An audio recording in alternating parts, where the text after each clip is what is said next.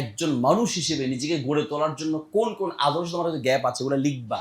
আমার বাসায় এবং আমার নিজের ক্ষেত্রেও আমি বলি যে, এবং মাঝে মাঝে লিখি এই কথাগুলো তোমাদেরকে বলতেছি যে মানে মানে আমার পাণ্ডিত্য জাহির করার জন্য, তোমাদেরকে বোঝানোর জন্য।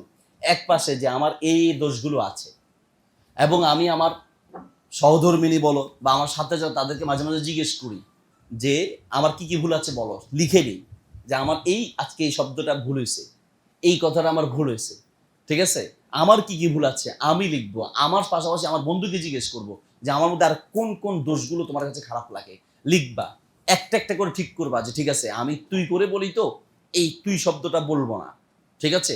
1 সপ্তাহ 2 সপ্তাহ দেখবা, এরপর ঠিক চিহ্ন দিয়ে দিবা, আলহামদুলিল্লাহ আমি এখন আর আমার মুখ দিয়ে তুই শব্দ আসে না, অড়া এমুইয়া, ঠিক না। এই মানে অশুদ্ধ কোনো ভাষা বলবো না, একদম একটা শব্দ বলবো না। কে আমাকে কি বলবে বলুক, কে আমাকে কি বলবে বলুক।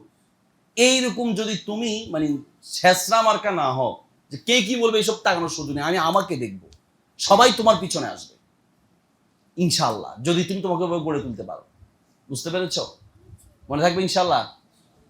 এইভাবে নিজেকে আজ থেকে একটা একটা করে প্ল্যান করো, একটাকে প্রথমে ফোকাস করো যা এই মানে অন্তত এই এক সপ্তাহ তুমি কষ্ট করো যে আমি একটা অশুদ্ধ শব্দ বলবো না, লিখে রাখো, বলবো না, বলে ফেলছো একটা এক দাও নিজের উপর জারি করে, যদি বলে ফেলি তাহলে আমি ওই দিন 10 টাকার নামাজ পড়বো, ঠিক আছে।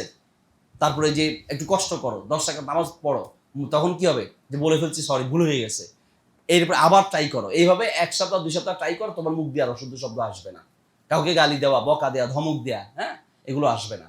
মনে থাকবে ইনশাল্লাহ।